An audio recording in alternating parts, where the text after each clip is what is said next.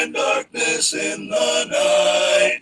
He never slumbers, never sleeps, he is our constant light. At times distressed, at times at ease, we wait upon the Lord.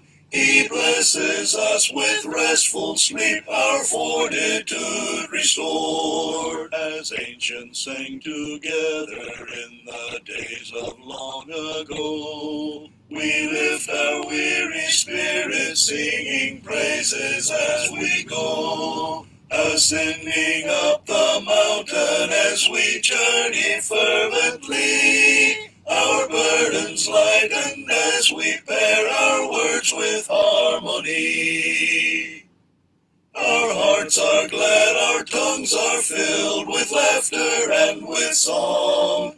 In unity we journey, singing praises all day long. As we march on, have mercy, Lord, and guide us lest we fall. To lean upon your strong right arm brings comfort to us all. As ancients sang together in the days of long ago, we lift our weary spirits, singing praises as we go. Ascending up the mountain as we journey fervently, our burdens lightened as we pair our words with harmony.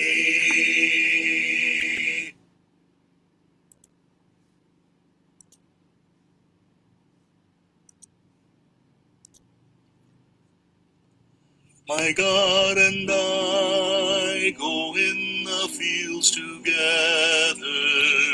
We walk and talk as good friends should and do. We clasp our hands, our voices ring with laughter. My God and I walk through the meadows you. We clasp our hands, our voices ring with laughter. My God and I walk through the meadows you. He tells me of the years that went before me, when heavenly plans were made for me to be, when all was but a dream of dim conception, to come to life, earth's verdant glory see. When all was but a dream of dim conception, to come to life, earth's verdant glory see. My God and I will go for I together. We'll walk and talk as good friends should and do. This earth will pass, and with it common trifles, but God and I will go unendingly. This earth will pass, and with it common trifles, but God and I will go unendingly.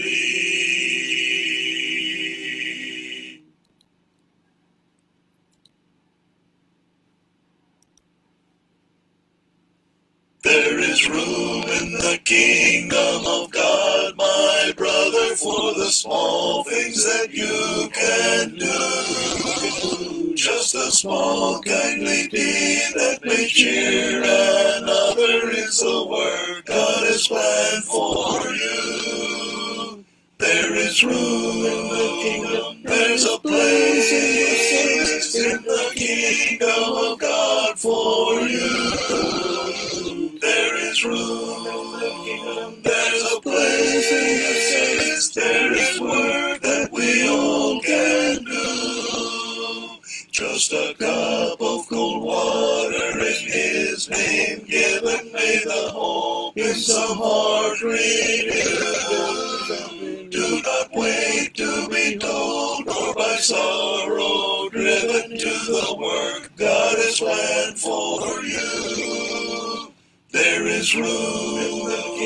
There's a place in the kingdom of God for you.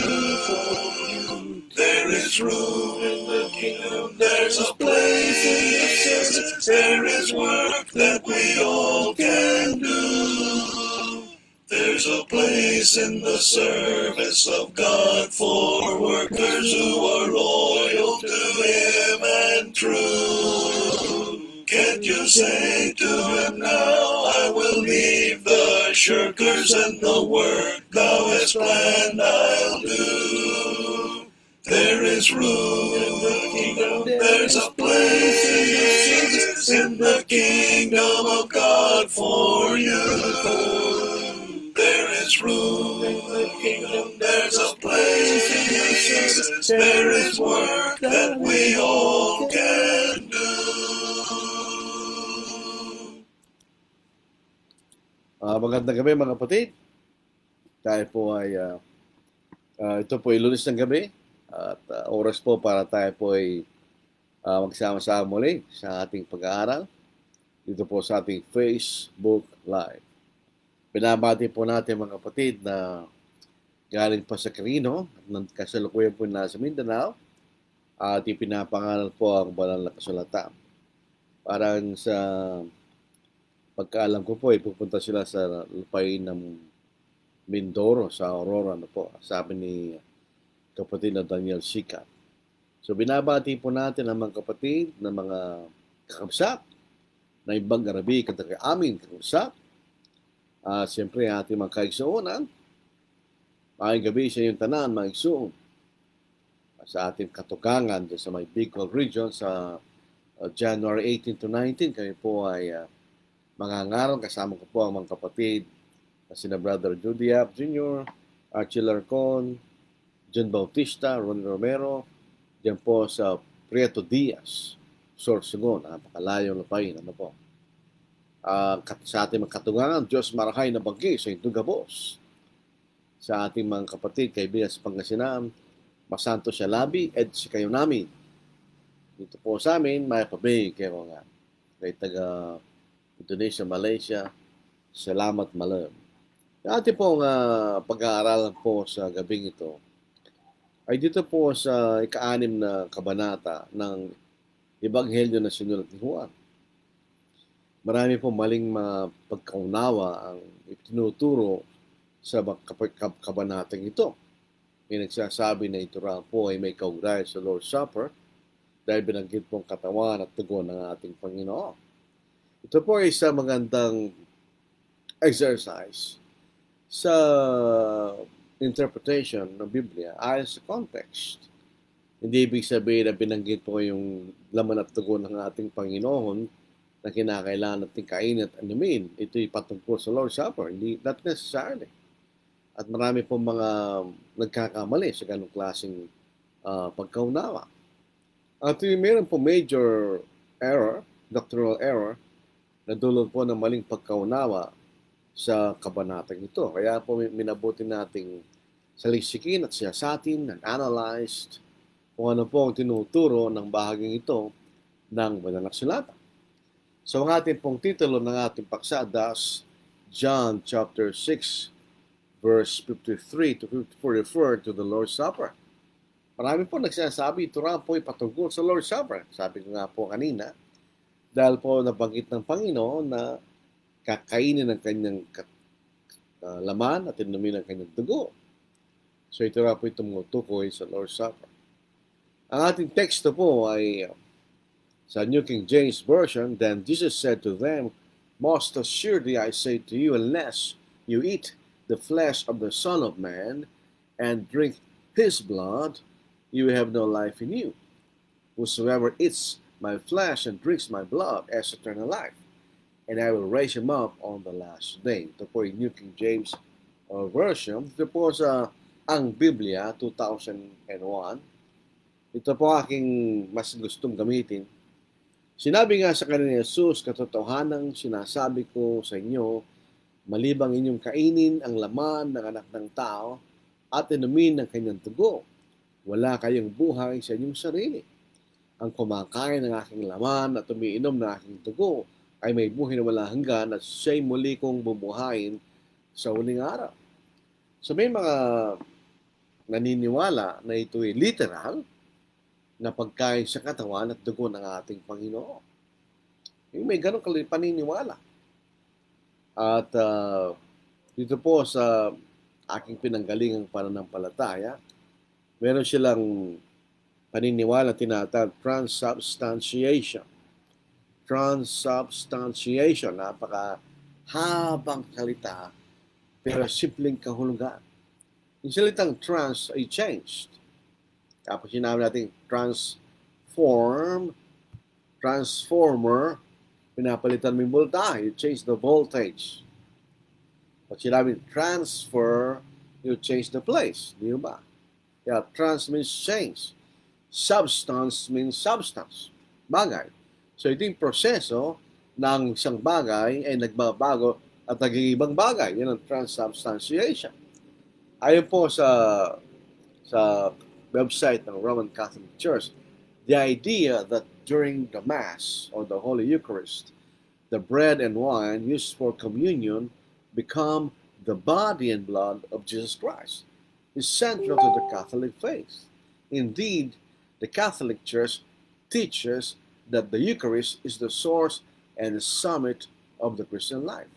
In other words, if you do not wala ka sa Holy Eucharist o Holy Mass, wala kang buhay. Spiritual, yung sinasabi po nila. Dahil ang kailang pagtingin ay literal na pagtingin dun sa binasa natin kanina. Sabi ng Panginoon, katotohanang sinasabi ko sa inyo, malibang yung kainin ng laman ng anak ng tao at inumin ng kanyang dugo, wala kayong buhay sa inyong sarili. So para magkaroon ka ng espiritu na buhay sa iyong sarili, kinakailangan mong kainin ng laman ng anak ng tao at inumin ng kanyang dugo. Pero ang problema, if you take that literally, paano mo gagawin nyo? Eh saan mo hahanapin ng katawan at dugo ng ating Panginoon? Kaya sila ay nagkaroon ng isang kaisipan na during the Eucharist, there is a miracle. Basahin po natin ano po ang kailang mismong pananalita. Hindi po tayo naninira o nag-aaral lang po tayo. Ano po. Hindi po tayo nakikipag-away. Jesus gives Himself to us in the Eucharist as spiritual nourishment because He loves us. By eating the body and drinking the blood of Christ in the Eucharist, we become united to the person of Christ through His humanity. Whosoever eats my flesh and drinks my blood remains in me and I in him.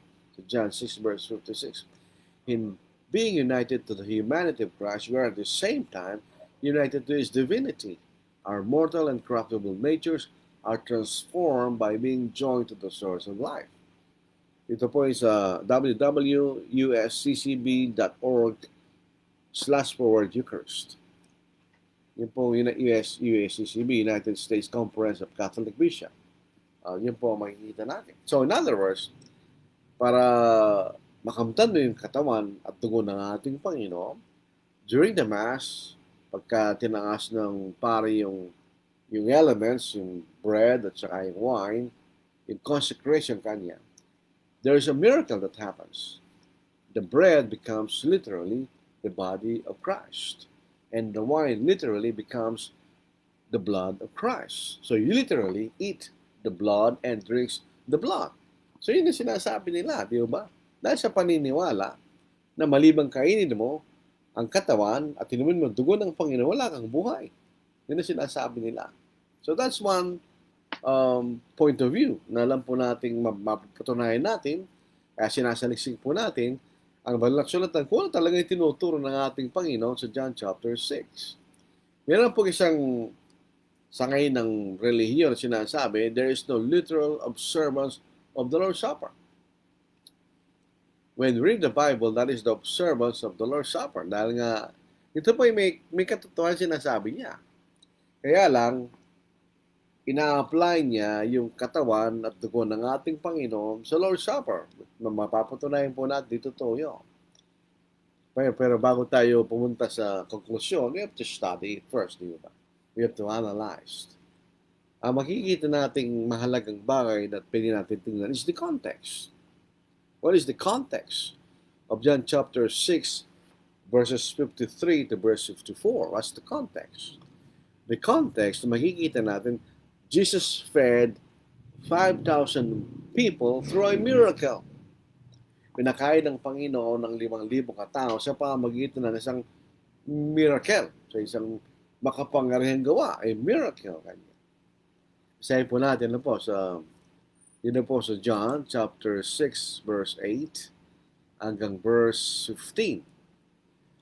Si Andrew, na kapatid ni Simon Pedro, isa sa kanya mga alagad na nagsabi sa kanya, may isang batang lalaki rito na mayroong 5 tinapay na sibada at 2 isda.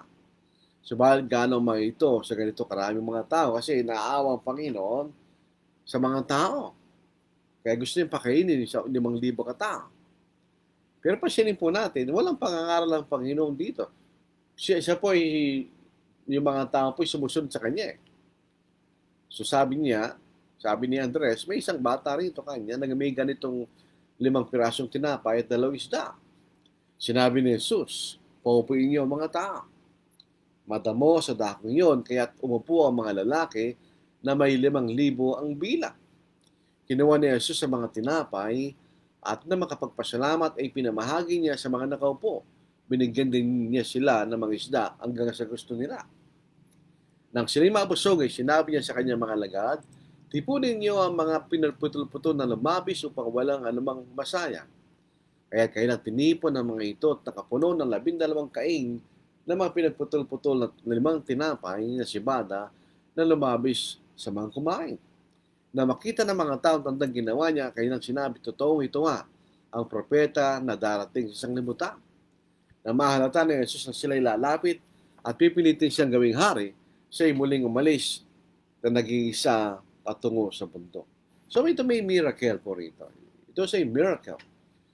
Para mo masasabing yun ay natural.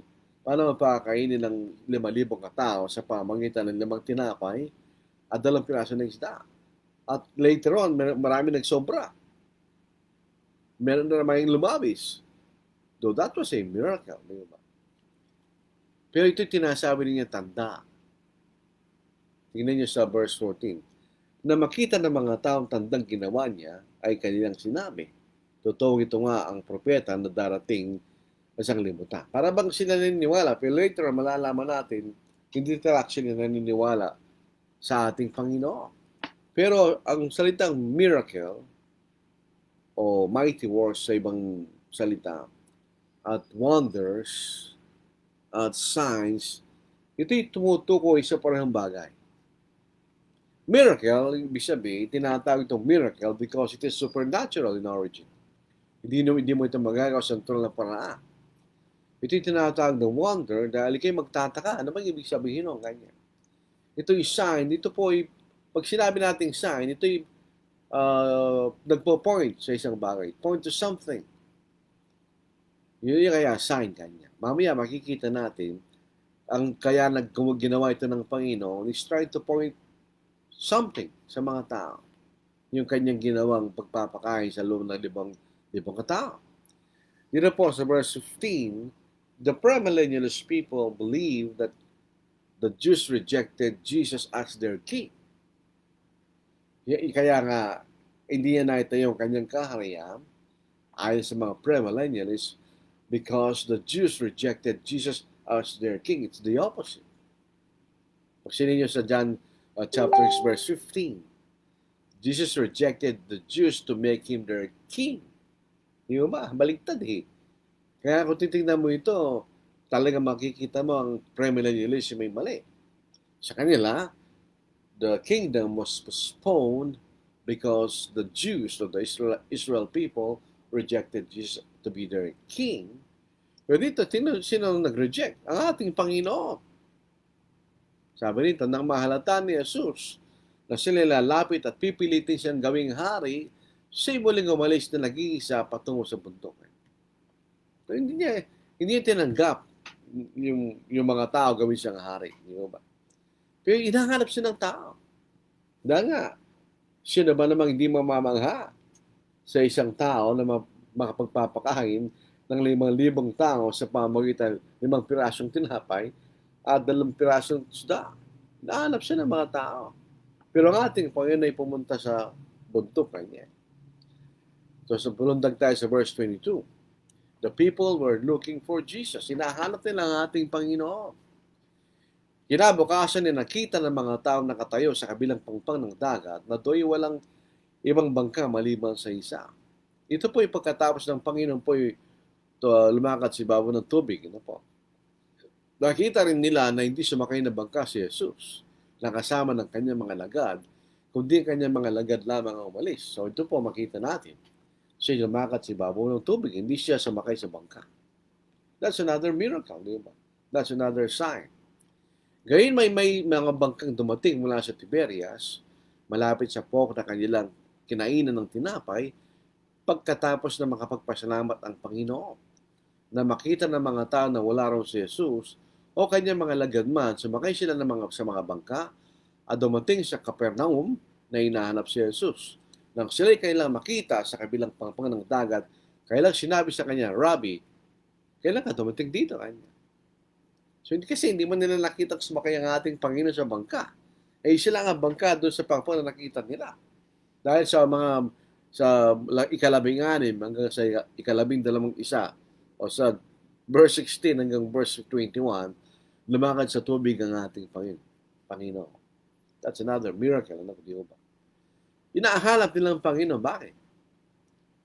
Ito po makikita natin sa mga kapatid na liberal. Ano po? Kung ikaw ay tutulong sa hindi kapatid para may pangalan mong ebanghelyo, anong hinahanap nila? Hinahanap mo nilang tunay na ebanghelyo o yung tulong lang? Kaya hindi dapat yun eh. That's not what the Bible teaches. Hindi dapat yun. Dahil pagka ginawa natin yan, knowing human nature, ang hinahanap nila yung tulong, hindi yung ebanghelyo.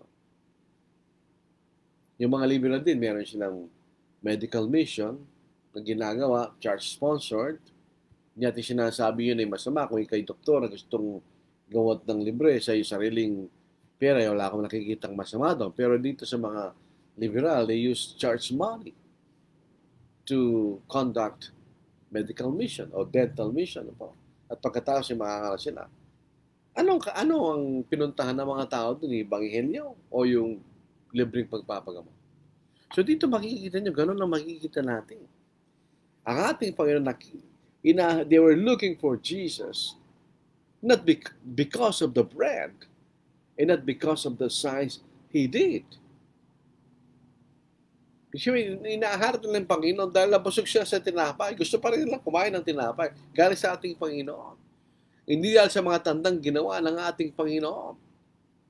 Yun ang katotohanan dito. Kaya nga sabi natin, parallel doon sa issue ng church benevolence for needy non-saints. Ganun din.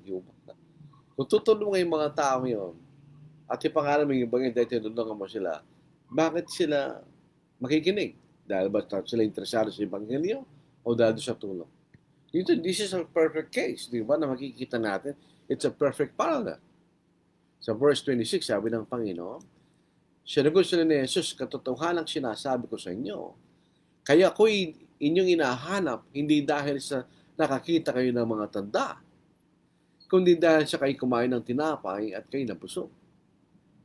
So, hindi nyo naunawaan kanya yung tandang ginawa ko, sabi ng Panginoon. Pero, kaya nyo kinahanap, dahil kayo kumain ng tinapay at kayo nabusog at gusto pa rin yung kumain ng tinapay at mabusog kanya. So, they weren't after the meaning of the signs na ginawa ng Panginoon. They were after the physical food. So, they'll be filled again. Di ba? Makita natin. So, ginamit ng Panginoon yung pagpapakain niya sa 5,000 katao to point to something. Di ba? Between a physical food and a spiritual food. Yun ang kanyang pinakita. Yun ang gusto niyang ibig sabihin na sa mga tandang ginawa niya. Kaya lang, hindi naintindihan ng mga tao yung tandang ginawa ng ating Panginoon. Sa verse 27, huwag kayo magsumikap nang dahil sa pagkain nasisira. Alam po niyo, ito po ay not but. Kaya lang, ini-implied na lang. Ang ibig sabihin, huwag kayo magsumikap nang dahil lamang sa pagkain nasisira, kundi rin kanya. dahil sa pagkain tumatagal para sa buhay na walang hanggan. Na ibibigay sa inyo ng anak ng tao sapagkat sa kanya nilagay ng Diyos ang mga kanyang tatakan. Kaya tinawag na Christ, the Anointed One. So, dalawang klaseng tinapay sinasabi ng Panginoon. Ang anumang pagkain ay nagbibigay ng buhay. Tandaan natin yan. Kaya nga kumakain tayo physically.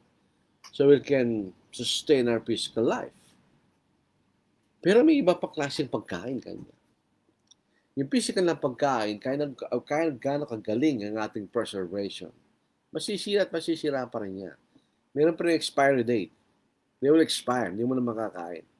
Sabi ng Panginoon, huwag kayong magsumikap ng dahil sa pagkain nasisira, kundi dahil sa pagkain tumatagal para sa buhay na walang hanggan. Nabibigay sa inyo ng anak ng tao sapagkat sa kanya nilagay ng Diyos ang mga kanyang tatak. Dito pa lang natin makikita na yung pagkain na sinasabi ng ating Panginoon ay magbibigay sa kanila ng buhay na walang hanggan. So yung meron tayong rito, meron tayong hint. The food na tumatagal lang sa buhay na walang hanggan, ang kailangan nilang hanapin kanya. Hindi yung pagkain na sisira. Kaya lang, unfortunately, hindi naintindihan ng mga tao ang ginawa ng ating Panginoon. The people did not really understand the signs. Hindi na unawaan ng mga tao mga tandang ginawa ng ating Panginoon. Sabi nga natin kanina, a sign points to something. Ito mga signs na ito ay miracles. Ito mga miracles na ito ay tinatawag na signs because they point to something. Sila na tumuturo sa isang bagay. For instance, para maunawaan po natin, si Nicodemus na pumunta sa ating Panginoon sa gabi, kung bakit gabi, di natin alam. You can speculate the reason kung why Nicodemus came to Jesus by night. You can speculate, pero hindi talaga natin alam. The thing is, the scripture did not reveal bakit siya dumating sa gabi. So John chapter 3 verse 2, siya'y pumunta kay Jesus ng gabi na at sinabi sa kanya, Rabbi, nalalaman namin ikaw ay isang guro na mula sa Diyos. Bakit nalalaman niyo? Masilin niyo, nalalaman namin. So meron siyang kasamang iba. Pero siya lamang naglakas loob na puntahan ng ating Panginoon. Sapagkat walang makagawa ng mga tanda na yung ginagawa, malibang kasama niya ang Diyos. Because their signs are miracles. Hindi mo magagawa nga namang miracles unless nasa sa iyong Diyos. You have the power of God. Dahil ang significance po ng salitang miracle ay ito ay supernatural in origin. It cannot happen naturally. Paano mo naman gagawin yung pakakainin mo ang mga tao sa 5 pirasong tinapay at 2 pirasong isda? Hindi pwede yun naturally. You cannot do it. Kung gusto pakain ng 5,000 in a natural way, ikaw ay mag-estimate kung ilang kilo o ilang tinapay ang gagawin. Pero hindi ginawa. Pinutol-putol na ng Panginoon hanggang sa nampakain niya lahat. So, yung mga tandang ginawa ng Panginoon na nakita ni Nicodemus at ibang mga kasama niya ay nagpo-point o nagtuturo na si Kristo ay isang guro na mula sa Diyos. Again, sa Gawa chapter 2 verse 22. Ito yung point ni Apostle Peter kasama ng 11. Dapat, sabi ni Apostle Peter kasama ng 11, kilalanin niyo ang ating Panginoon na sa isang taong pinatunayan ng Diyos. Kanya. Kayong mga Israelita, sa Gawa chapter 2 verse 22, kayong mga Israelita, pakinggan ninyo ang mga salitang ito. Si Jesus na taga Nazareth, isang lalaking pinatunayan ng Diyos. Kanya. Past tense. Sa pamamagitan ng mga gawang makapangyarihan, mga kababalaghan, at mga tanda na ginawa ng Diyos sa pamamagitan niya sa gitna ninyo gaya ng nalalaman ninyo. Bagamat tatlo magkakaibang salita yan, pero they refer to the same things. Gawang makapangyarihan ng miracles dahil ito'y galing sa kapangyarihan ng Diyos. Magkababalaghan dahil hindi nangyayari sa natural na paraan yun, mga kapatid. At mga tandang ginawa ng Diyos, signs. They point to something. Ito yung nagtuturo sa mga tao. So ito yung mga ginawang miracle ng Diyos nung sa buhay. Ano yung pinupunti rin, no? Tinuturo nun na si Kristo galing sa Diyos. Hindi siya ordinaryong tao. Kanya. Sa Hebrews chapter 2, verse 3, verse 4, paano natin malalaman na itong salita ng Diyos na ating tinuturo galing sa Diyos? Ganon din. Basahin po natin. Paano nga tayo makakatakas kung ating pamamayaan ng ganitong dakilang kaligtasan? Ito ay pinahayag noong una sa pamamagitan ng Panginoon at pinatunayan sa atin ng mga nakarinig sa Kanya. Na parang pinatutuhanan din ng Diyos sa pamamagitan ng mga tanda at ng mga kababalaghan at iba't ibang himala at ng kaloob ng Espiritu Santo na ipinamahagi ayon sa Kanyang kalooban. So paano natin malalaman na ito'y salita ay galing sa Diyos? Ito'y pinatutuhanan ng Diyos sa pamamagitan ng mga tanda, signs, kababalaghan, wonders, at iba't ibang himala o miracles and gifts of the Holy Spirit. Kanya. So yun ang paraan ito ay pinatunayan sa atin. So itong mga gifts of the Holy Spirit na ito point to something na yan, that this confirm that the word they preach is from God. Yun makikita natin. So yun ang ibig sabihin ng tanda. Bakit ginagawa yun? Yung mga tanda ay nagtuturo. They are pointing to something. Halimbawa, papunta tayo sa Baguio, sabi niya araw, Baguio this way, kanya. That's a sign. That's a natural sign.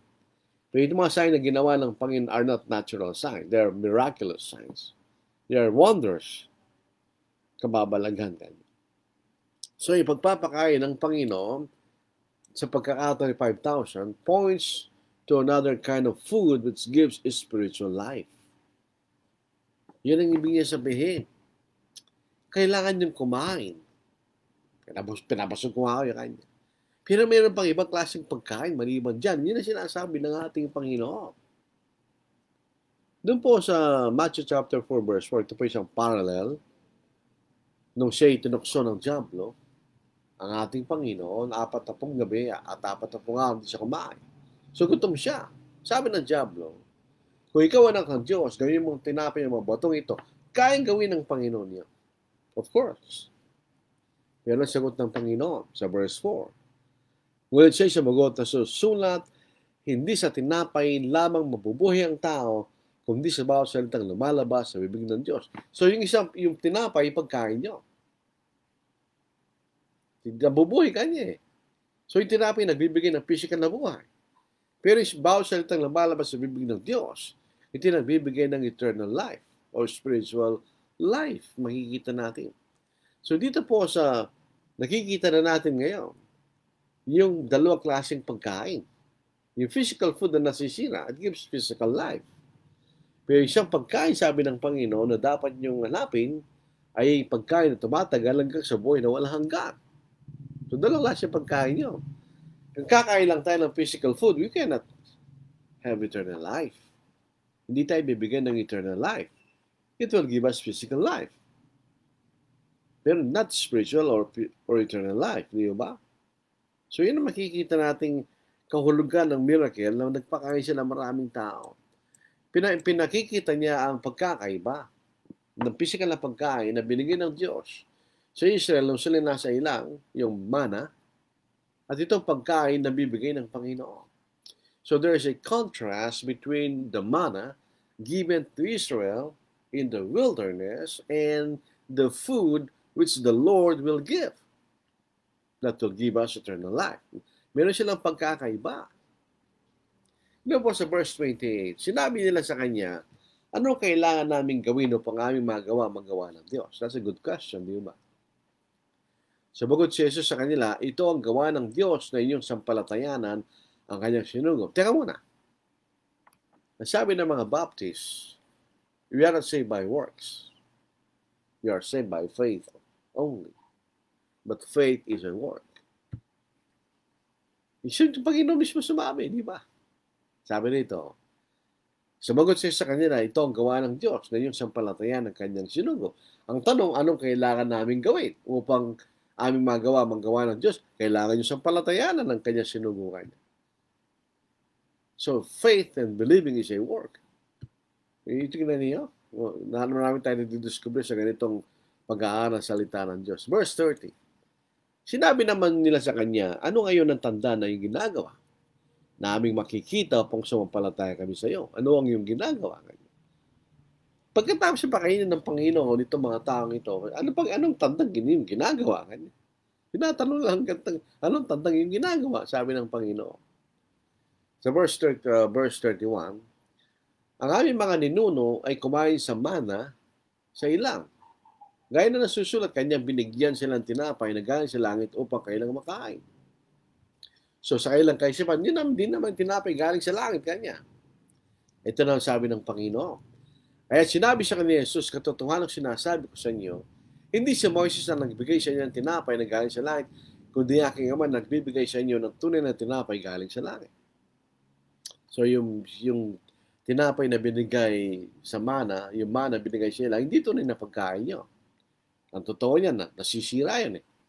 Naalala po natin na sila'y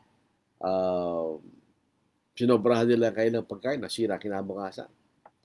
So, nasisira yan, sabi niya. Ito sabi ng Panginoon. Ano yung tunay na tinapay na galing sa langit? Sapagkat ang tinapay ng Diyos ay ang bumabang mula sa langit at nagbibigay ng buhay sa isang limutan.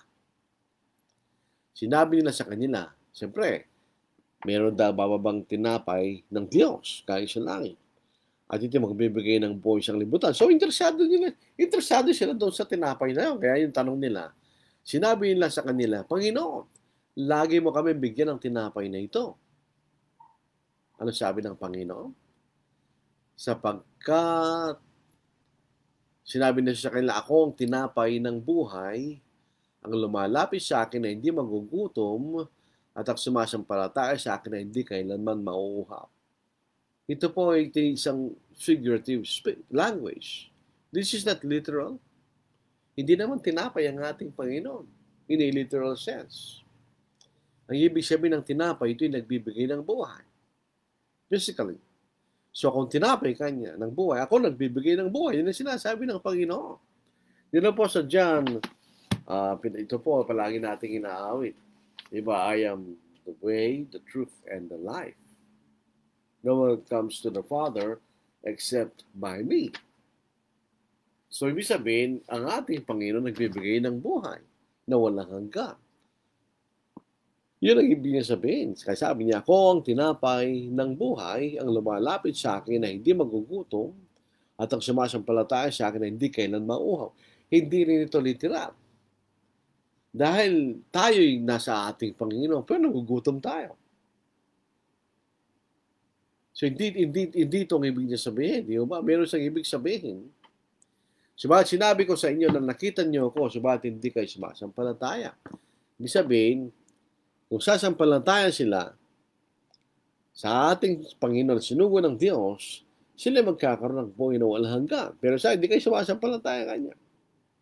Subalit sinasabi ko sa inyo na nakita niyo ako, subalit hindi kayo sumasampalataya. So sabihin na tunay na propeta na galing sa Diyos, hindi talaga sila tunay na naniniwala doon, di ba? Sa verse 38, verse 37, ang lahat ng ibibigay sa akin ng Ama ay lalapit sa akin. At ang lumalapit sa akin kailanman ay hindi ito itatamboy. Alam nyo, yung mga Calvinist, they take this in a literal sense. Na ibig sabihin, hindi sila makaniniwala sa Panginoon maliban na suguin ng mga Espiritu Santo sa isang tao. Hindi na ibig sabihin ng ating Panginoon. Mamaya, ma-explain po natin yan. Verse 39, ito ang kalooban nagsugo sa akin na lahat ng ibinigay niya sa akin ay huwag kong iwala ang anuman kundi muli kong bubuhayin sa huling araw. Sapagkat itong kalooban ng aking Ama, ng bawat nakita sa anak at sa kanya'y sumampalataya, ay magkaroon ng buhay na walang hanggan at muli ko siyang bubuhayin sa huling araw. So ito ang literal na pangungusap doon sa talinhaga sa verse 53, verse 54. So paano ka magkakaroon ng buhay na walang hanggan kung kayo sasampalataya sa ating Panginoon? So dito lang makikita natin yung verse 53, verse 54, hindi literal yun. Nakakain mo kay katawan at dugo ng ating Panginoon. Ang sabi niya, kailangan kayo sumampalataya sa akin para magkaroon kayo ng buhay na walang hanggan. So nakikita na natin, yung pagkain na yun, di ba? Ang sabi ng I am the bread of life, that's a metaphor. It is not a bread. Pero katulad ng tinapay na nagbibigay ng physical na buhay, ang ating Panginoon nagbibigay ng spiritual na buhay. Ang sabi niya, I am the bread of life. So the John chapter 1 is the light. Hindi siya liwanag, literally. Kundi siya nagbibigay liwanag sa kahulugan na siya nagbigay ng katotohanan sa isang sanglibutan na may kadiliman o walang katotohanan kanya. Ito po yung metaphor. Ito may figure of speech. I am the bread of life. It's not literal bread. It's not literal food. You will not literally eat Christ. Hindi na ibig sabihin. Pero siya nagbibigay ng buhay na walang hanggan. Katulad ng tinapay na nagbibigay ng buhay. Kung ito po is simile, I am like the bread of life. I am like a bread which gives life. Pero sabi niya, a metaphor mas mabagsik. I am the bread of life. Sabay literal na tinapay? No. Hindi siya literal na tinapay. Sabay literal na pagkain? Hindi rin. Kaya nga ito po ay figurative, mga kapatid. Pero hindi sumampalataya ang mga tao, yung mga Israelita, yung mga Hudyo, hindi sila sumampalataya. Nagbulong-bulungan sila. Ano sinabi, tinapay ng buhay, nanggaling sa langit kanya. Hindi sila mga paniwala doon. Dahil sa katotohanan ng ating Panginoon, kilala nila ang ating Panginoon. Kaya tama ang Panginoon. Hindi niyo kayo nahanap dahil sa matandang aking ginawa, kundi dahil sa pagkain kanya. Sa verse 41, verse 42, at mga sumusunod, kaya ang Hudyo ay nagbulong-bulungan tungkol sa kanya sapagkat kanyang sinabi, ako ang tinapay na bumabang galing sa langit. Kaya sinabi, di ba ito si Jesus, ang anak ni Jose? Nakilala natin ang kanyang ama at ina. Paano niya nasasabi kay bumabang galing sa langit? Siya maniwala siya galing sa langit dahil ang pagkakilala nila ang ating pangitao lang. Ngayon, sa verse 44 kanya, walang tao makalapit sa akin, malibang ilapit siya ng Ama na nagsugo sa akin at siya'y muli kong bubuhayin sa huling araw. Dito'y tinawag niya kayo sa pamagitan. Tingnan po nyo. Gusto nating tanongin, ano po? Paano tayo pinalalapit ng Diyos? Upang para mapunta tayo sa ating Panginoon. Kasi yun ang proseso eh. Ilalapit ito lang Ama sa Panginoon. Sa anong paraan? Yung mga Calvinists, sa pamagitan ng Espiritu Santo. Yun po ang irresistible grace. Susuguin ng Diyos ang Espiritu Santo sa isang tao, yun ay biyaya na galing sa labas, upang siya magkaroon ng internal na biyaya at maunawaan niya yung ebanghelyo at sa sumampalataya. No, hindi doon. Dito sa 2 Thessalonians chapter 2 verse 14, ito isa pamagitan ng ebanghelyo. So, inilalapit tayo ng Diyos sa ating Panginoon sa pamagitan ng ebanghelyo. Basahin po natin. Dito tinawag niya kayo. Sino yung tumawag? Ang Diyos. Sa pamagitan ng aming ebanghelyo upang magkamit ng kalalatihan ng ating Panginoong Jesucristo. So, tinatawag tayo ng Diyos sa pamagitan ng ebanghelyo. Dahil yun ang ibig sabihin ng ating Panginoon sa verse 44. Of course, sa panahon na yun, wala pang ebanghelyo. Di pa namatay na ilibing ang ating Panginoon. Pero yun ang makikita natin kaparaan ng Diyos para lumapit tayo sa ating Panginoon. Punta tayo sa verse 45. Nasusulat sa mga propeta at tuturuan silang lahat ng Diyos. Sa Old Testament, hindi nila kilalang Diyos.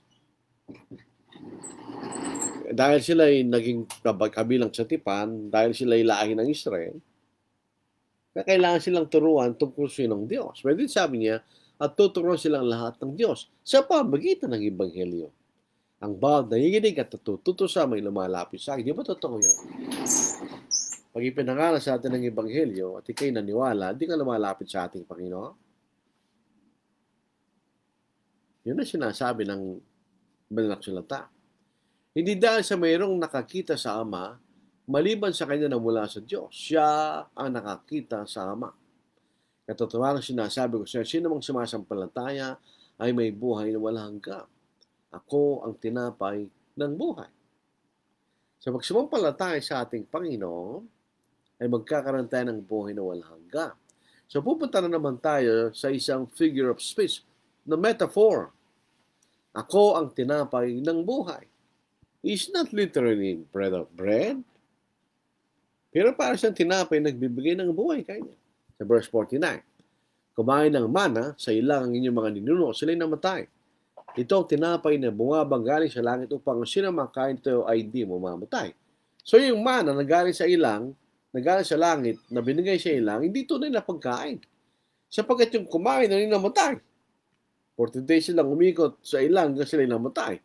Pero itong tinapay na mabagaling sa langit kanya, pag ito'y kinain, hindi ka mamatay. Ako ang tinapay ng buhay na mabagaling sa langit. Kung sino man ay kumain sa tinapay na ito, ano ibig sabihin? Siya'y mabubuhay magpakailanman. At ang tinapay na aking bibigay siya'y kabubuhay ng sanglibutan ay aking laman. At paano yun? Ito'y tumutukoy, mga kapatid, sa gagawin ng ating Panginoon. Siya mamatay sa krus para magkaroon tayo ng buhay na walang hanggan. Yan ang ibibigay niya kaya sa sanglibutan. Pag namatay sa krus, magkakaroon tayong buhay na walang hanggan. Kaya ang mga Diyo nagtalo-talo sinasabi, paano may papakain sa atin ng tao itong kanyang laman? Which is a legitimate question, di ba? Sinabi nga sa ito ating teksto, katotohanan sinasabi ko sa iyo, malibang inyong kainin ng laman ng anak ng tao, at inumin ang kanyang dugo, wala kayong buhay sa inyong sarili. Ang kumakain ng aking laman at umiinom sa aking dugo ay may buhay na walang hanggan, at siya'y muli kang bubuhay sa huling araw. Sapagkat ang aking laman ay tunay na pagkain, at ang aking dugo ay tunay na inumin. Ang kumakain na aking laman at umiinom na aking dugo ay nananatili sa akin at ako'y sa kanya. Kung paano ang buhay na Ama ay nagsugo sa akin, ako'y nabubuhay dahil sa Ama, gayon din ang kumakain sa akin ay bububuhay sa akin. Ito ang tinapay na mababanggaling sa langit, hindi gaya ng tinapay na kinain ng inyong mga ninot, sila namatay. Ang kumakain ng tinapay na ito'y mabubuhay magpakailanman. Sinabi niya mga bagay nito sa sinagoga, samantalang siya nagtuturo sa Capernaum. It is not literally to eat the flesh and drink the blood of Jesus. This is an impossibility. Hindi imposible yan. Ang isang rule of interpreting figurative language, if it is impossible, it is not literal. Hindi tinutusan ng Panginoon na sila'y kainin nila yung laman ng Panginoon. Ito yung naman kanyang dugo. Paano natin gagawin yan? If it is literally eating the flesh and drinking the blood of Jesus, that's cannibalism, which is sin. Ito po ay tumutukoy sa isang bagay na ibibigay ng Panginoon para magkaroon tayo ng buhay na walang hanggan. Ito po ay nagsimula sa kanyang kamatayan sa krus. Kaya ibibigay niya ang aking laman kanya para sa ating kabubuhay dahil namatay siya sa krus. Di ba? Namatay siya kasi karoon tayo ng pag-asa sa buhay na walang hanggan. Dahil magkakaroon tayo ng pagkakataon na iligtas tayo sa ating mga pagkakasala ng ating Panginoon. So, hindi ito literal. Gagawin natin, kaya nga yung mga Roman Catholics, alam na hindi yan literal. So, gawa sila ng paraan. That's not literal, pero ito yung paraan ng Diyos. Gagawin niya literal na tinapay, gagawin niya literal na katawan yung tinapay, at gagawin niya literal na dugo yung wine, para kainin ito natin. Hindi rin totoo yun. Hindi rin yan sinasabi ng ating Panginoon. So, sabihin ito isang mahirap paniwalaan. Sa panahon na yon na nakikinig sa kanya. Hindi na talaga lubos sa maunawaan niyo. Dahil for the first time niya sinabi yun sa mga tao, di ba? Pagkatapos siya magpakain ng 5,000 katao. Sa verse 60, nang ito'y marinig ng marami sa kanya mga lagad, sila nagsabi, mahirap ang pananalitang ito. Sino ang may kaya makinig nito? Sino ang kaya makaunawa nito? Nakikinig sila eh. So, sino kaya makinig nito kanya? Ibig sabihin, sino kaya makaunawa nito kanya? Subalit si Jesus, palibasin na nalalaman niya ng kanyang mga lagad, ay nagbubulong-bulungan tungkol dito, ay nagsalita sa kanila, ito ba'y nakakatisod sa inyo? Ano nga kung makita niyo umakyat ang anak ng tao sa sino man kinoroon niya ng una? Ito'y tumutukoy sa kanyang resurrection, di ba? Paano kung makita niya bumalik sa pinanggalingan niya kanya? At nakita niya sa Acts chapter 1. Nakita lang ang ating Panginoon umakyat sa alapap at di nila nakita kanya. Ito na po makikita natin. Ito yung laman at dugo ng ating Panginoon. Yung salita ng Diyos. Ng ating Panginoon po ay namatay, na ilibing at nabuhay ng mga. That's the gospel. The gospel gives eternal life. Pagka ikay naniwala, di ba? So dahil ang pinag-uusapan ito yung pagkain, kailangan mong kainin kanya yung salita ng Diyos para ka magkaroon ng buhay na walang hanggan. So paano mo kakainin? Kung ikay sasampalataya sa ating Panginoon, at kapag sumampalataya sa ating Panginoon, kailangan natin sampalataya ng kanyang mga salita. Otherwise, siya anong sasampalataya na kundi salita ng ating Panginoon. Di ba? Sasabi niya, ano ang makita niyo umakyat ang anak ng tao sa kinaroonan ng una? Ang Espiritu nagbibigay buhay, ang laman ay walang anumang pakinabang dahil yung mga naipakita nga niya, yung manang ipinakain sa kanilang mga ninuno, namatay sila eh. So ito walang pakinabang tungkol sa buhay na walang hanggan. Ang salitang sinabi ko sa inyo ay Espiritu at buhay. So ano ang tunay na pagkain at tunay na inumin? Ang salita ng Diyos. Ito yung magbibigay siya ng buhay na walang hanggan. Katulad ng physical na pagkain. Kapag tinanggap mo, yung magbibigay ng physical na buhay. Ang salita ng Panginoon, kapag ito'y tinanggap mo, ito'y magbibigay sa iyo ng buhay na walang hanggan. Ganyan. Yun ang sinasabi ng Panginoon. Not literally, na kainin mo yung tatina ng katawan ng Panginoon at naman yung kanyang dugo. Ngayon, yung man naniniwala na walang literal observance of the Lord. Sa totoo, kailangan pagkaunawa na yung laman at dugo ay tumutukoy sa salita ng Panginoon. Hindi na tunay na pagkain. Pero itong John chapter 6, walang kaunahan sa Lord's Supper. Ang contrast ng Panginoon ay itong mga uri ng pagkain. Binibigyan ng emphasis ng ating Panginoon, anong bibigyan natin ng halaga? Ang physical na pagkain lamang? O bigyan rin natin ng halaga ang salita ng Diyos na nagbibigay buhay kanya? Kaya babalik po tayo, ito ang bibigay niya ang aking laman kanya. Di ba sabi niya? Ibibigay ko ang aking laman para magkaroon kayo ng buhay na walang hanggan. Ito'y naman, yung siya'y namatay sa krus, binigay niya kanyang laman at tumulong kanyang dugo. At dahil doon, nagkaroon tayo ng pag-asa na magkaroon ng buhay na walang hanggan. So the gospel of Christ, ito'y bibigay ng Panginoon, di ba? Is the sinasabi ng Panginoon in a figurative sense, my body and blood which gives eternal life. Kanya. So hindi ito tumutungkol doon sa physical na pagkain, literal na pagkain sa katawan, at literal na pag-inom ng dugo ng ating Panginoon. So in John chapter 6, walang kaunayan sa Lord's Supper. Pag sinabi natin Lord's Supper, sinasabi niya yung sa Matthew chapter 26, etc. Sinasabi niya, kainin niyo ito kanya. Anong pinapakain niya? Literal tinapay at literal na grape juice. Di ba? Pinapakain ba niya yung literal niyang katawan at literal niyang dugo? Hindi. Pero dito, sinabi niya, kadainin niyo aking katawan at tinaman niyo aking dugo. Dahil ito'y tumutukoy sa isang tunay na pagkain. So, yun ang makikita natin.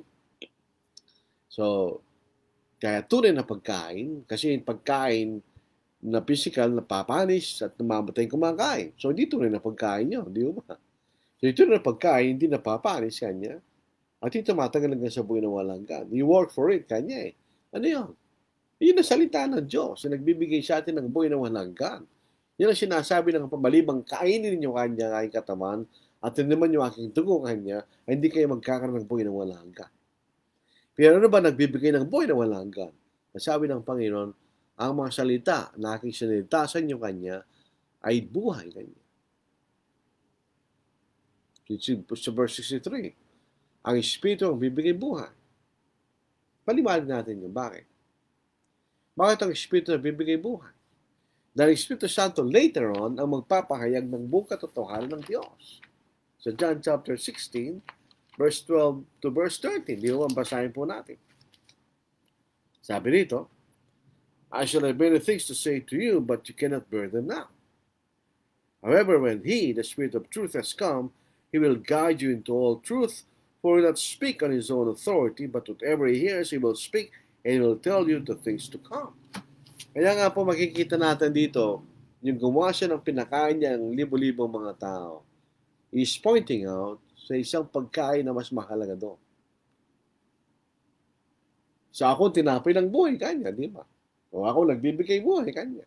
So, siya tinapay ng buhay, di kainin mo siya, pero hindi sa literal na paraan sa pamagitan ng kanyang mga salita, yung makikita natin. Kaya nga po sa verse 65, sabi niya, sa verse 64, subalit may ilan sa inyo na hindi sumasampalataya, sapagkat nalalaman na ni Jesus buhat pa ng una kung sino-sino ang hindi sumasampalataya at kung sino ang magpakanulo sa kanya. Verse 65, sinabi niya, dahil dito'y sinabi ko sa inyo, walang tama kalapit sa akin malibang ipagkalob sa kanya ng Ama. Ito'y sa pamagitan ng Ebanghelyo. Ulitin po natin. God calls people to Christ by the gospel. Di ba sa 2 Thessalonians chapter 2, 13 to 14. Ngunit kami dapat lagi magpasalamat sa Diyos dahil sa inyo. Magkapatid na minamahal sapagkat hinirang kayo ng Diyos bilang unang buhay sa pamagitan ng pagbabanal ng Espiritu at pananampalataya. Paano sila napunta daw sa kalagayan na yun? Sa pamagitan ng aming Ebanghelyo, tinawag kayo kanya. Sino tumawag? Ang Diyos. Sa pamagitan ng Ebanghelyo ng ating Panginoon, at tayo lumalapit kanino? Sa ating Panginoon. Ipasinin niyo yung harmony ng banal na salita, di ba? Kaya lang, yung siya sabihin, walang literal na Lord's Supper kasi ito ang salitaan. Hindi totoo yun dahil yung John chapter 6 ay walang kaugnayan. Sa Lord's Supper, balik po tayo sa Lord's Supper. Ano po? Anong pagkakaiba ng dalawa? Dito, ang mismong katawan ng kakainin mo. Pero doon sa Lord's Supper, ang kakainin mo, tinapay na walang levadura at grape juice. Basahin natin sa Matthew chapter 26. So, paano naging Lord's Supper ito? Dito sa Matthew 26, basahin po natin. Binabasa ko po ang malaking Biblia na po. Sabi nito, and as they were eating, Jesus took bread, blessed, and broke it. Anong kinain niya? Tinita na tinapay, di ba? And gave it to the disciples and said, take it, this is my body. Yung bang tinapay, katawan? That symbolizes the body of Christ. And he took the cup and gave thanks and gave it to them, saying, drink from it, all of you. For this is the blood of the new covenant is shed for many for the remission of sins. Yung bang ang dugo ng hindi. Pero ito yung nagsisimbolo ng dugo ng ating Panginoon. Verse 29, but I say to you, I will not drink of this fruit of the vine from now on until the day when I drink it new with you in my Father's kingdom. Communion, ganyan. Parang spiritually, Christ eating and drinking with us during the communion, ganyan. So, yun po makikita natin. Di ba? Hindi mahirap maintindihan yun. Walang transubstantiation. Wala rin, hindi rin totoo yung walang literal na Lord's Supper. There is. Ginawa nga ni Taga-Corinto yun eh. Galing ibitituro ng ating Panginoon. Pinapakain ka ng literal na tinapay at pinapainom ka ng literal na grape juice. Yung po ginawa lang Panginoon sa John chapter 6. Marami siya sinabi gano'n, di ba? Kino-contrast lang niya yung physical na pagkain sa spiritual na pagkain na ibibigay niya sapagkat siyang tinapay na galing sa langit. Yun ang sabi ng Panginoon. So, ngayon, sabi rito sa verse 66, nansinin natin. Dahil dito'y marami sa kanya mga lagay dito malikod at di na sumama sa kanya. Ano natira? 12. Bakit kayo nalulungkot kung hindi tayo marami? Isipin nyo, 5,000 katao na yon.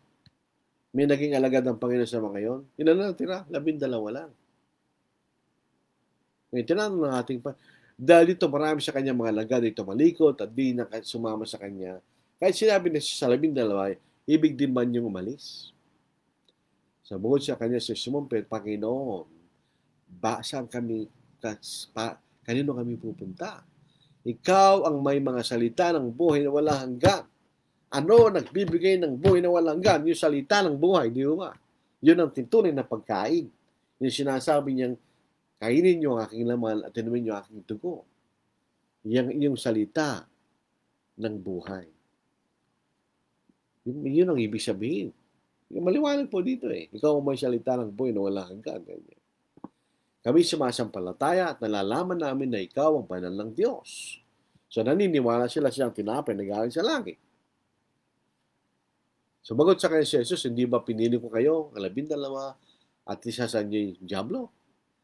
Siya ay nagsalita tungkol kay Judas na anak ni Simon Iscariote sapagkat siya na isa sa 12 ang magkakanulo sa kanya. So, ibig sabihin, eternal life, paano tayo nagkakaroon ng eternal life? When we believe in the word words of the Lord, when we believe in His gospel and obeys them. At tayo sumampalataya sa salita ng Panginoon at sumunod, magkakaroon tayo ng buhay na walang hanggan. This is John chapter 3 verse 16. Alundag tayo sa verse 36. Sapagkat kayo na lamang ang pag-ibig ng Diyos sa pag-isang Diyos. Alam niya, yung isalin na yun.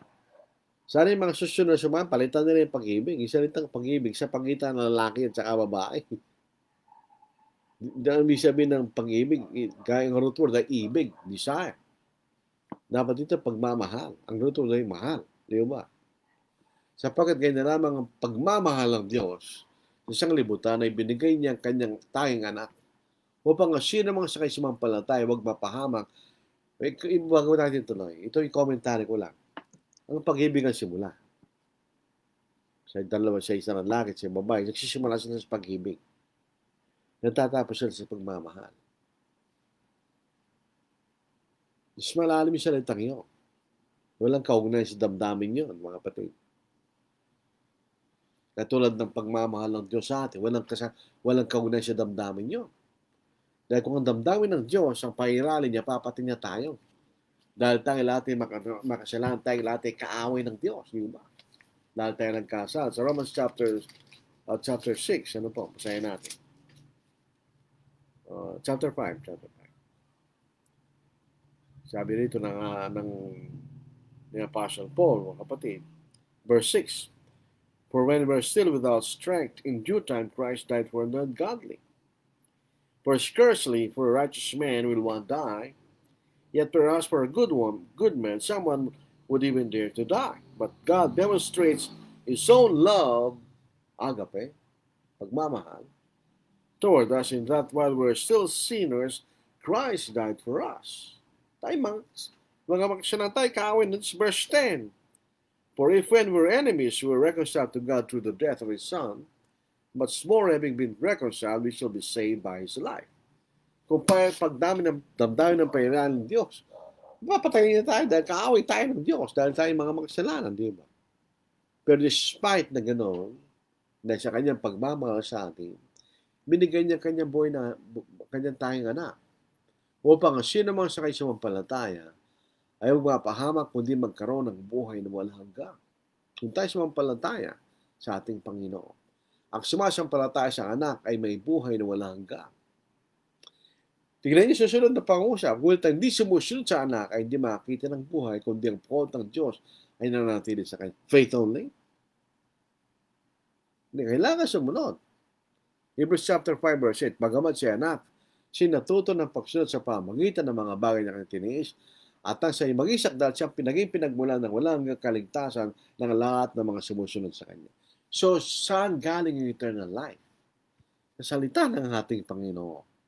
Sa katotohanan siya namatay, nabuhay, nailibing at nabuhay na maglip tapos na 3 araw. Doon ang gagaling ang ating buhay na walang hanggan. Hindi sa literal na pagkain at literal na pag-inom sa dugo ng ating Panginoon. Yun po yung talinhaga. Yung mga figurative language, it makes things more dramatic. Diba? Mas maliwanag. Kino-contrast niya yung physical na pagkain sa tunay na pagkain. Kinakain, kailangan niyo kong kainin. So, anong kakainin mo sa Panginoon? Yung literal na katawan, inumin mo yung literal na dugo. Saan mahanapin yun? Hindi, yung salitang buhay. Yun ang tunay na pagkain. So, yun ay isang metaphor, mga kapatid. Sapagkat yung tinapay ng buhay, so kailangan nyo kainin. So, paanong paraan? Pag tayo sumampalataya sa ating Panginoon, at sumunod sa Kanya, tayo magkakaroon ng buhay. Di ba? Di ba? Yun ang ibig sabihin, no? So, mayroon kayong comment, sulat po nyo para matalakay natin. Pero nga, kung pagka ito literal Lord's Supper ang pinag-uusapan, talagang inutos na tayo kumain ng tinapay at uminom ng katas ng ubas. Makikita ba natin sa John chapter 6 yun? Wala, di ba? So, ito po ang ating pag-aaral po sa gabing ito. Maraming salamat sa inyong pakikinig. Sana po tayo matuto sa ating mga pinag-aaralan.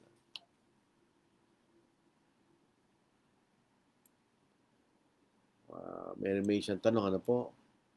Leonito Torreliza na yung pag-arabi, katakayaan, kakabsat, sa mga hindi po Ilocano, ibig sabihin, magandang gabi sa inyo lahat, mga kapatid niya. Yung amin niya yung lahat. Kanta kayo, kanya. Magandang gabi sa inyong lahat, mga kapatid niya. Samuel Graneta, good evening, brethren, watching from Kidapawan, North Cotabato.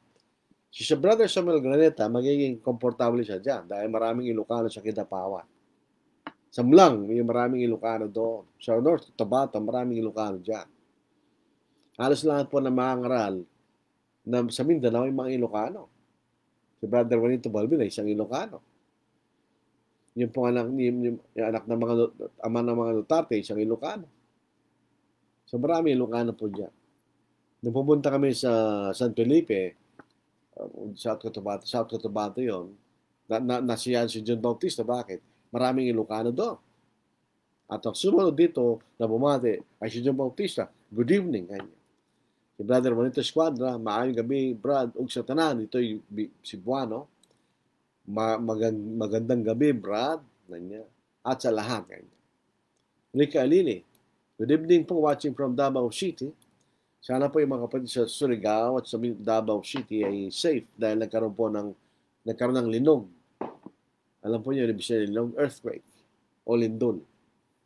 Jimmy Domingo, ito po ay kakabsat. Magandang gabi, Brad. Oljan Ocampo, good evening po. Medico Nuno, magandang gabi. Nida Villamin, good evening, Brad. Lordy, good evening po sa mga kapatid. Ang nga po, yung MGCI, Church of International, but we cannot find the cup in there where needed to drink or wala nga, hindi Lord's Supper yun.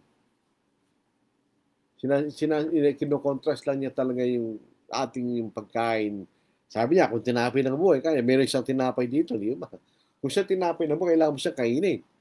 Yun lang ang point noon. Pero, ang ibig sabihin, kung siya ikay maniniwala sa kanyang salita, ika't sumunod, ikay maniligtas. Ikay magkakaroon ng buhay na wala. Ganun lang kasimple yan, mga kapatid. Walang Lord's Supper sa John chapter 6.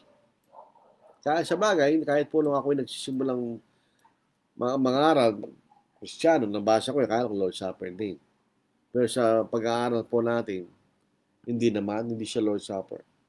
It doesn't refer to the Lord's Supper. Maraming salamat po. Ay, meron pang isa, malala yata. Si Brother Borsay, maraming salamat sa comment ni Brother Godset Sumagi Algaba. Nakita kami sa Guagua, Pampanga nung nakarang November 30 na po. November 30. Thursday yata yun. Thursday. Napakabilis ng panahon ngayon. Lunes na naman. Bukas Martes. Napakabilis. Ano po? So maraming salamat po sa inyong mga tanong at pagbati.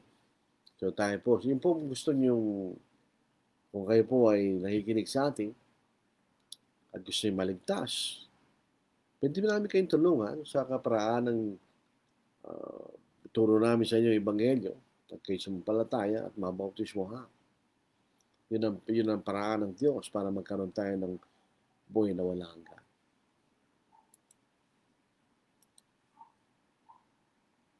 Marvelous grace of our loving Lord, grace that exceeds our sin and our guilt. Yonder on Calvary's mount outpoured, there where the blood of the Lamb was spilled. Grace, grace, infinite grace, grace that will pardon and cleanse within. Grace, grace, infinite grace, grace that is greater than all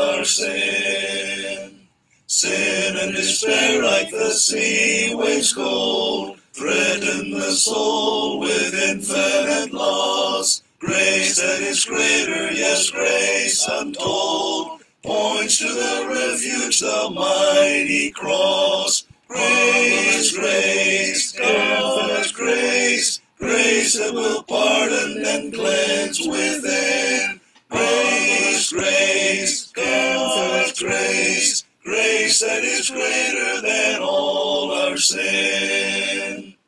Dark is the stain that we cannot hide. What can avail to wash it away? Look, there is flowing a crimson tide, whiter than snow you may be today. Grace, grace, God's grace, grace that will pardon and cleanse within.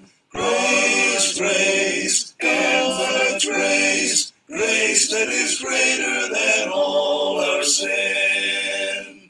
Marvelous, infinite, matchless grace, freely bestowed on all who believe. You that are longing to see his face, will you this moment his grace receive? Grace, grace, God's grace, grace that will pardon and cleanse within. Grace, grace, God's grace, grace that is greater than all our sin.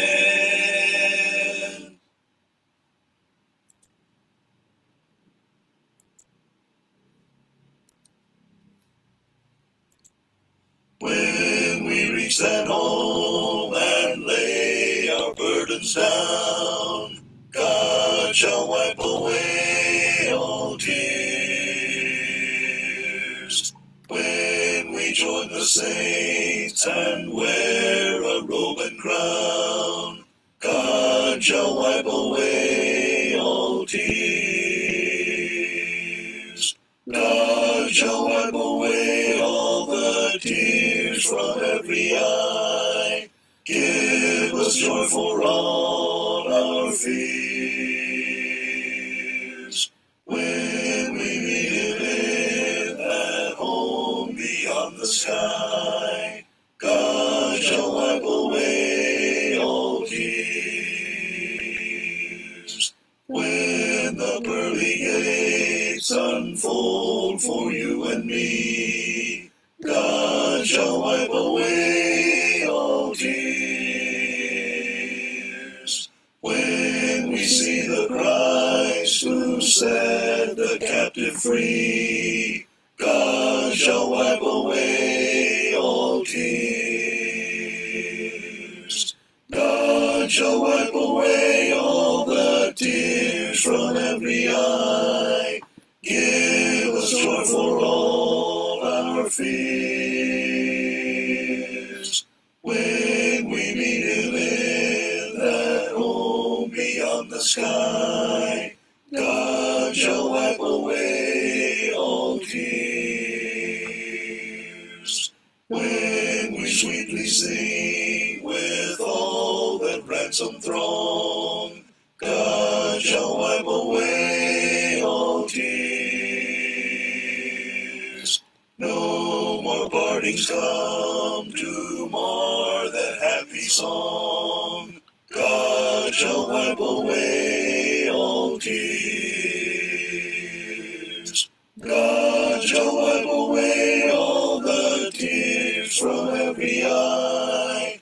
Give us joy for all our fears. When we meet him in that home beyond the sky, God shall wipe away all tears.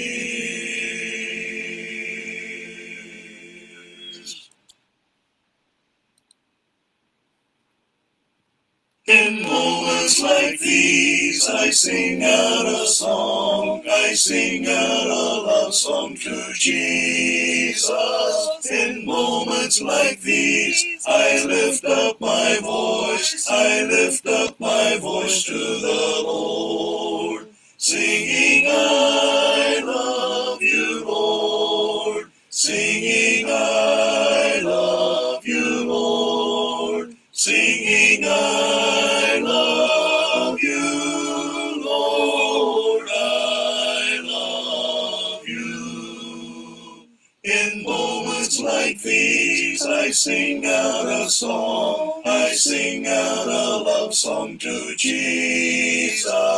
In moments like these, I lift up my hands, I lift up my hands to the Lord, singing, I love you, Lord, singing, I love you, Lord, singing, I love you, Lord, I love you, singing, I love you, Lord, singing, I love you, Lord, singing, I love you, Lord, I love you. Ganda po ng mga awit, mga kapatid. Ito po yung mga awit na galing po sa YouTube account ni Brother John Rogers. Punta kayo sa John Rogers a cappella hymns kanya. Dami nga po doon. Ikaw na magsasawa doon. Gusto nating pag-aralan yung tamang pag-awit. Punta tayo po doon, mga kapatid. Minsan, wala naman tayong technical knowledge ng music. Pero palagi natin narinig, matututunan din po natin tamang paraan ng pag-awit.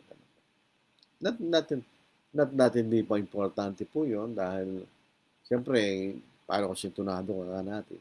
Hindi man tumitingin ng Diyos doon, pero we do our best in praising God, di ba? So, meron pong karagdagan yata sa mga bumati. Parang meron nakita ko. Dito po sa cellphone, meron Bakit, ang sabi po ni Ronaldin, hindi pala. Dito po kasi sa cellphone sinasabi yung mga watching kanya na hindi naman nagko-comment. Dito po sa laptop, wala naman. Hindi pinakikita sa akin. So tayo po ay pasamantalang maghihiwalay.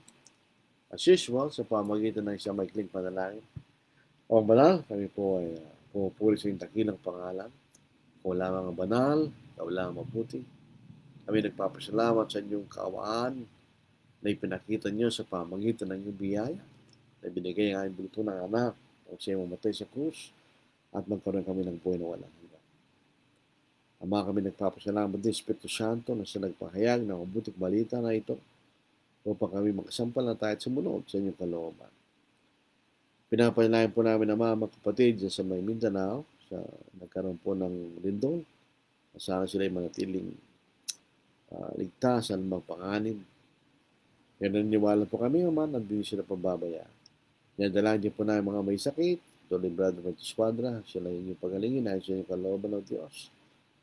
Patawarin niyo kami, Ama, sa inyong mga pagkakasala. Naway magpatuloy po kami sa paglilingkod at pangangaral ng iba na salita.